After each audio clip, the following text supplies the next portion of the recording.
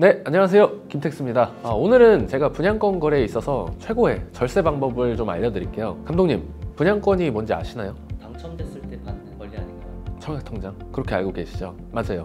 분양권은 사실 주택을 취득할 수 있는 권리를 얻게 되는 건데요. 쉽게 말해서 우리가 말씀하신 대로 청약통장을 가지고 아파트 청약을 해서 당첨이 되면 얻게 되는 것이 이 바로 분양권입니다. 더 쉽게 새 아파트에 최초로 입주할 수 있는 권리를 얻게 된다, 이렇게 보시면 되고, 최근에 우리 개포동 DH 퍼스트이어 아이파크 20억 로또 청약에 100만 명이 몰렸다, 이거 보셨나요? 저도 그 중에 한 명이었는데, 이 분양권에 당첨이 된다는 것이 사실 어렵습니다. 그렇기 때문에 다른 사람이 당첨된 분양권을 매수하는 것을 자연스럽게 생각하게 되겠죠. 중요한 것은 이때 분양권 가격이 원 분양 가격보다 당연히 비쌀 겁니다. 물론 쌀 수도 있어요. 이유는 P라고 하는 프리미엄이 붙어 있기 때문이에요. 내가 남들이 다 원하는 분양권에 당첨이 됐어요. 근데 내가 분양받을 돈이 없네? 그러면 팔고 싶겠죠? 그래서 부동산에 갔더니 중개사님이 프리미엄으로 한 5천은 받을 수 있다고 합니다. 그러면 대부분은 5천만 원을 버는 상상을 해요. 그런데 분양권은 세금이 어마어마합니다. 1년 미만 보유하면 이 프리미엄 금액의 77%,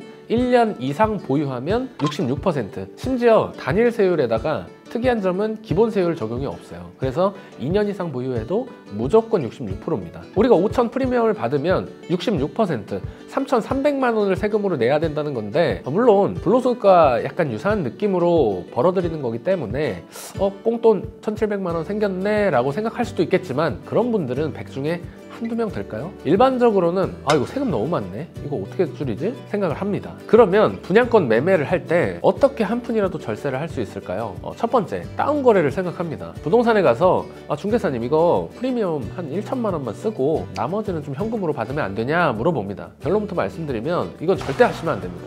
중개사뿐만 아니라 매도 매수인 양 당사자 모두 큰일 납니다. 명백한 탈세 거래이면서 과태료에 나중에 이런 분양권으로 취득한 아파트는 1세대 1주택 비과세도 박탈이 됩니다. 그래서 절대 하시면 안 되고요.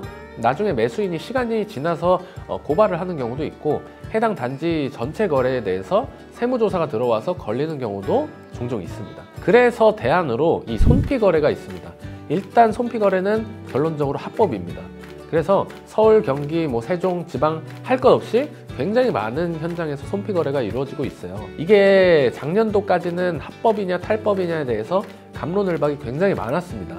그래서 일선 세무서에서 과세를 당해서 전화를 주신 분도 계셨고, 조세 심판까지 가서 기각이 된 사례도 있었고요. 그런데 작년 12월 기획재정부에서 유권 해석을 냈습니다. 요지는 당신들 원래 하던 대로 해도 된다. 그래서 12월 이후로 이제 현장에서는 조금 안정적으로 손피 거래를 많이 진행하고 있는데요. 그러면 손피 거래가 뭔지 알아야겠죠. 손피, 세금 다 고려해서 내 손에 프리미엄 5천만 원만 딱 쥐어줘 라는 겁니다. 즉 세후 5천만 원. 그런데 특이점이 양도소득세를 사는 사람이 부담하는 조건으로 거래를 하는 겁니다. 놀라운 점은 매도 매수인 둘 다 윈윈하는 거래가 돼요. 왜 그런지 설명을 드려볼게요.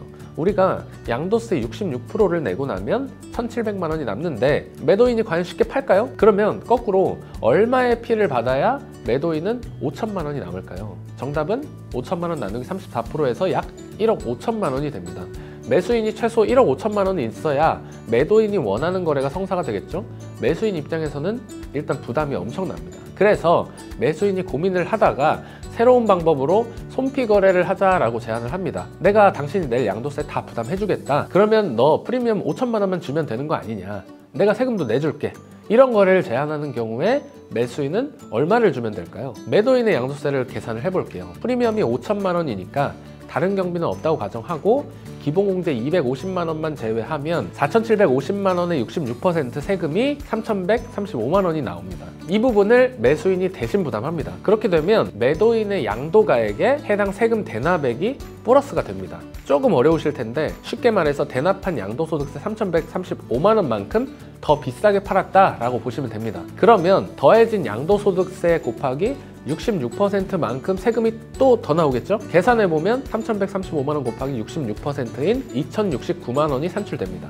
현장에선 이를 2차 양도세라고 합니다. 그러면 질문, 2차 양도세도 매수인이 내는 조건이니까 양도가액에 2차 양도세를 또 더해서 66%, 3차 양도세를 또 산출해야 될까요? 정답은 기재부가 회신한 대로 1차 양도세만 한 번만 딱 더해라 라는 겁니다. 여기서 절세 포인트가 생기는 거예요. 매수인이 부담해야 할 현금이 매도자 부담일 경우에는 1억 5천만 원이었죠. 그런데 매수인이 양도소득세를 부담하는 조건으로 계약을 하면 필요한 현금이 P5천, 1차 양도세 3,135만 원, 2차 양도세 2,069만 원 해서 약 1억 200만 원이 산출됩니다. 매도인 입장에서는 내가 당초에 생각했던 프리미엄 5천 받았으니까 됐고, 매수인은 매도자 부담 양도소득세를 계산하는 경우보다 현금을 대략 5천만 원 정도 세이브하니까 됐고, 서로 윈윈이죠. 신기하게도 세법에서는 양 당사자가 윈윈인 경우가 사실 거의 없어요. 그래서 다툼이 발생하고 현장에서 혼선이 있었는데 23년도 12월을 기점으로 이 손피 거래에 대한 세무 리스크가 삭제가 됐기 때문에 굉장히 활발하게 거래가 다시 진행되고 있고, 분양권을 매도 매수하려고 할 때 부동산에 문의를 하시면 분명히 아시는 중개사님들은 손피 거래를 하자고 제안을 받게 되실 겁니다. 혹은 그런 경우도 있어요. 손피 거래를 알고 거래를 하러 갔는데 중개사분께서 잘 모르는 경우도 있어서, 이런 경우에는 납세자분께서 손피로 진행을 하고 싶다 제안을 하시고 세무사를 계약 단계부터 선임을 해서 같이 계약서 작성을 하고 거래를 진행하시는 게 어떤 세금과 관련된 분쟁이나 사고를 막는 방법이 되겠습니다. 그래서 오늘은 이렇게 손피 거래에 대해서 설명을 드렸는데요. 내용이 도움이 되셨다면 구독, 좋아요, 알림 설정까지 부탁드리겠습니다. 감사합니다.